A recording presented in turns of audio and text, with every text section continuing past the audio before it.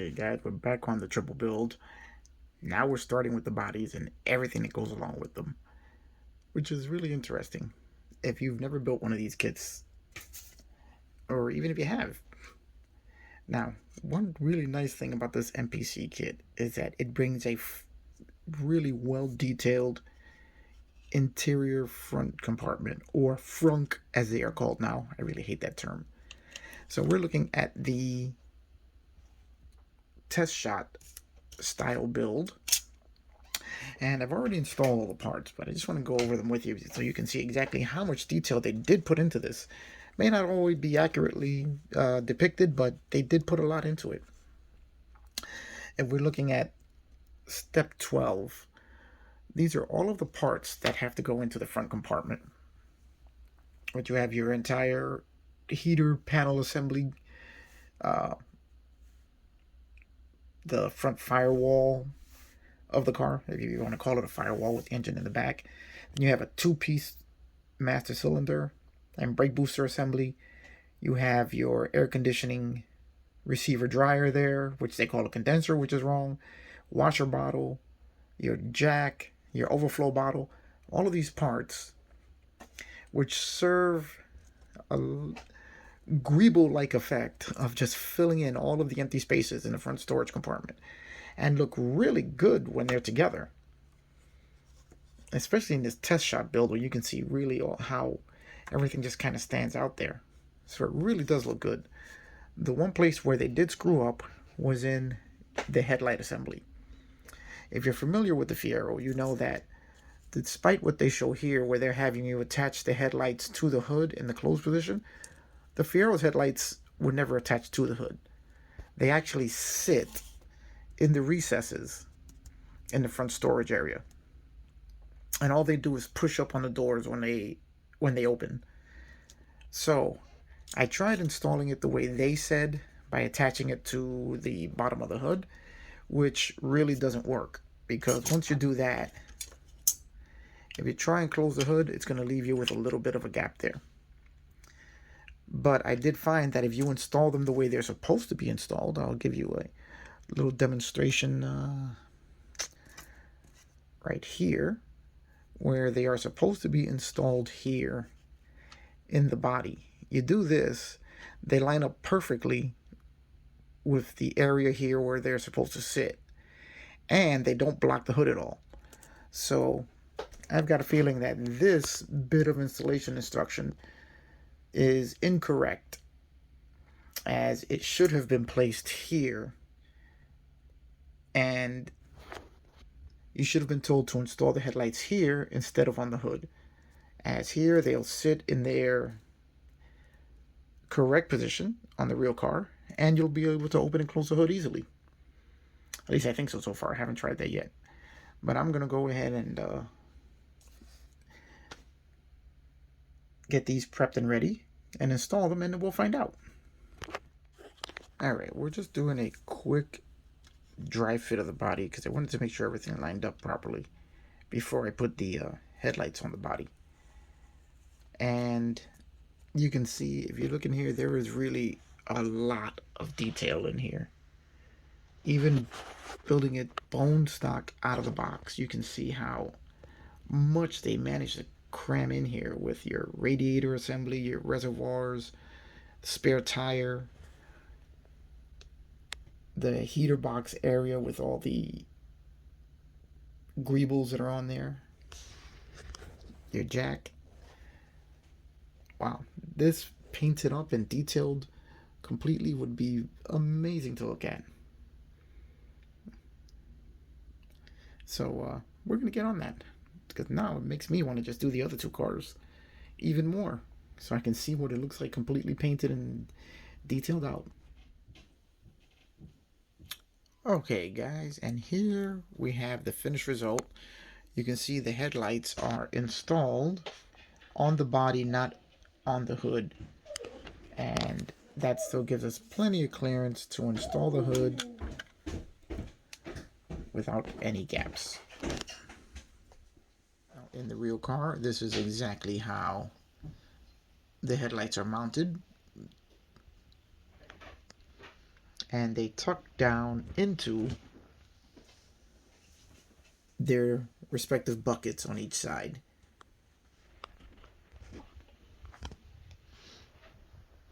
I'll show you what it looks like right here on the real car.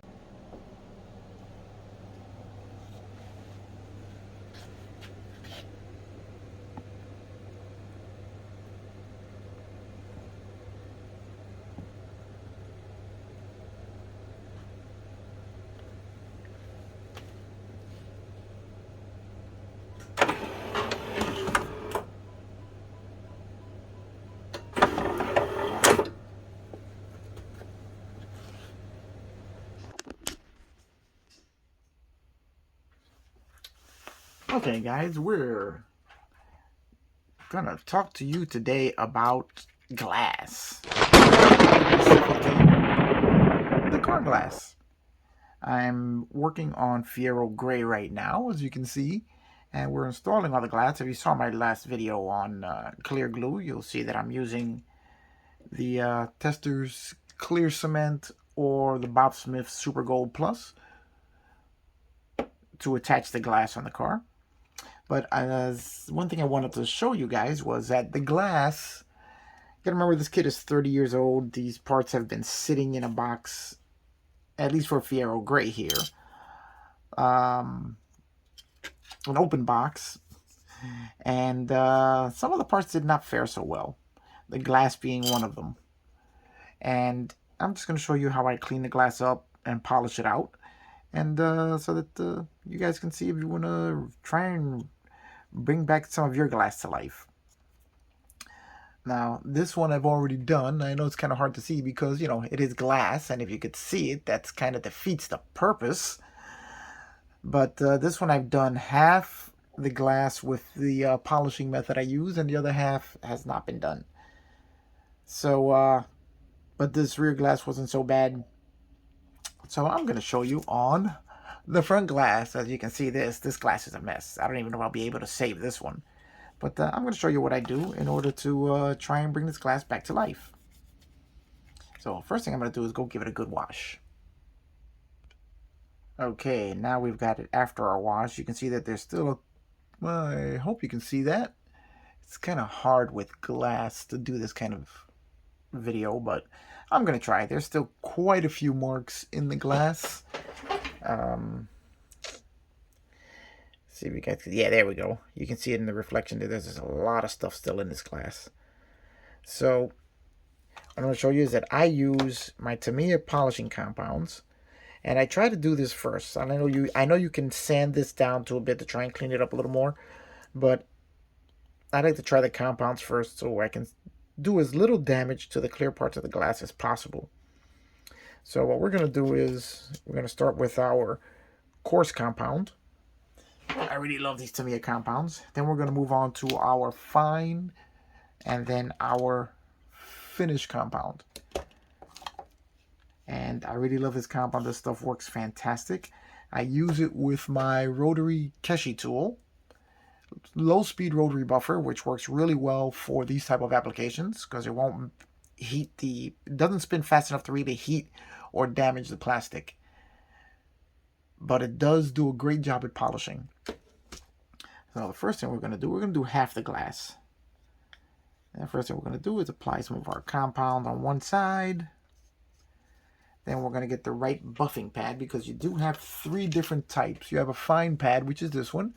You have a coarse, and then this is actually a finishing pad. Then there's a coarse and a fine pad. So you got to use the right pads for the right application. Now, our coarse pad is this green pad. It's the stiffest and hardest of all the pads. So we're going to need that on this glass. Let's get this out. And attach that. This is a great little setup. It comes with these buffing pads that you get on Amazon. Come with a head that sits in the tool, and it has a Velcro pad on it, and that's what's going to hold your buffing pad in place. Let's just wipe that down. I did use it previously. All right, so now we're going to give this a good buffing, and we're going to see what we get if we can save this glass. Sometimes you get really good results and sometimes you don't. So I like to rub it in with the pad first and then I start the polishing.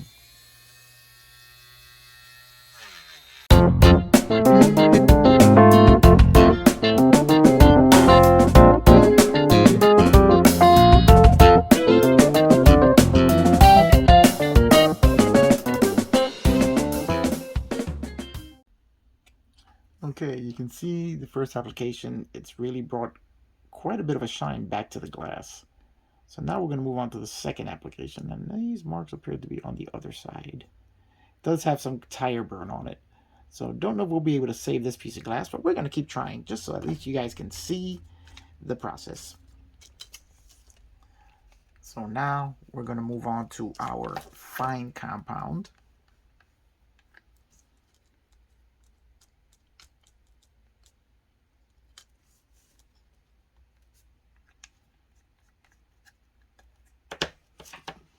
Switch pads.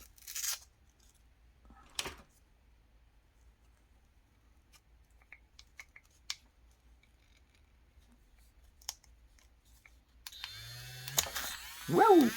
Yeah, sometimes that happens, guys.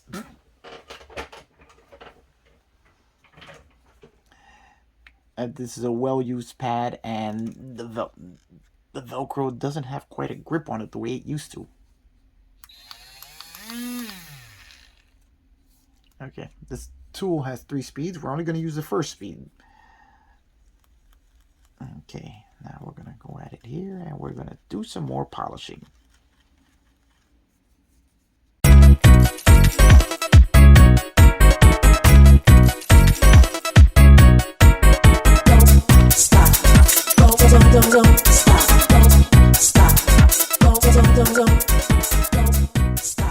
Now we're going to start using our finish compound, and that's what really brings the shine out.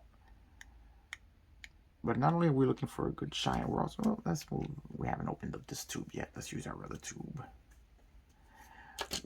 We're looking not only for a deep shine, but we're also looking for a clarity in the glass.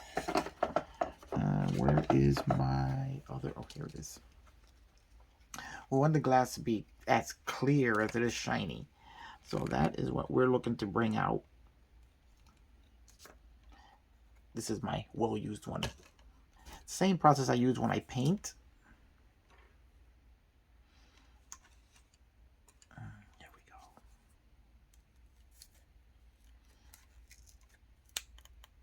go. The same process that works with paint also works very well for cleaning up your glass.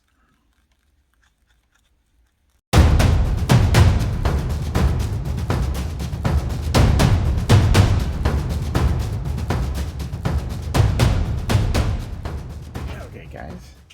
Now you can see, and I don't know if you can tell the difference there, but you can see the half that's not done and the half that's done. Let's see if we can see a little bit here.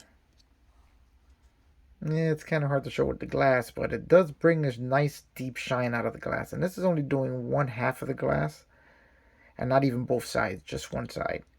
So now I'm going to do this side, and we'll see what the complete thing, what it completely looks like when it's done.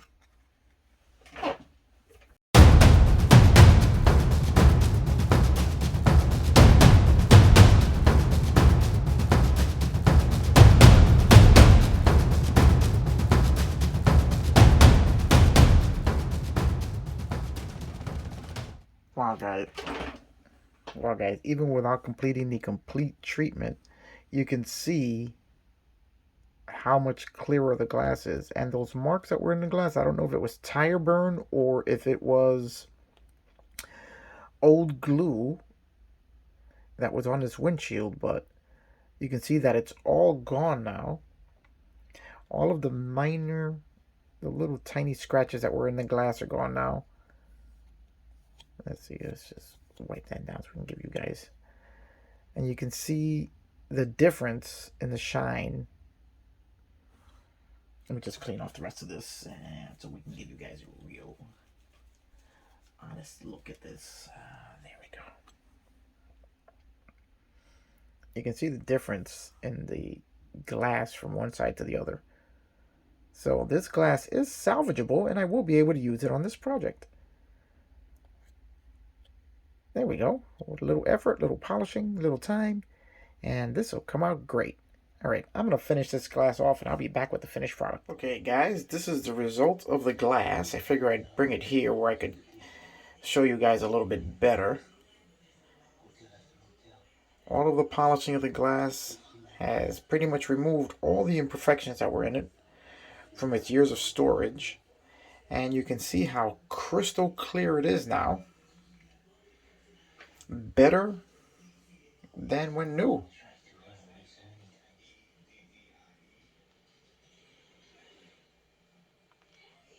So now we have a fresh windshield for the car. And I do believe that this glass was one that was previously installed on an older model. So we're going to be putting it in this one. All right, let's get to it.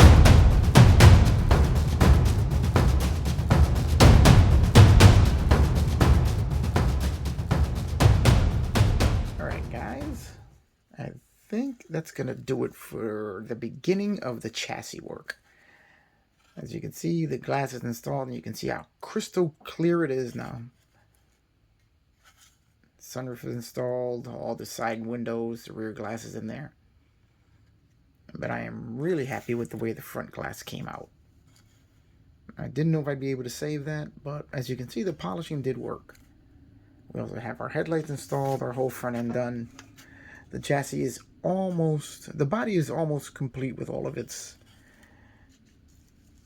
details installed. We're going to be doing the wipers next, and then we're going to start putting together more of the body.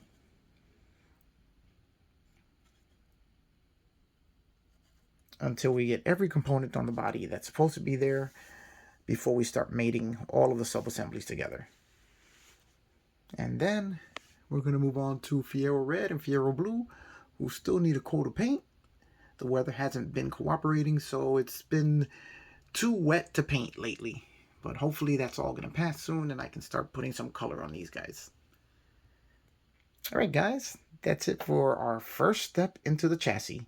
We're getting closer and closer to the finish line on these three. Alright guys, I will see you on the next one.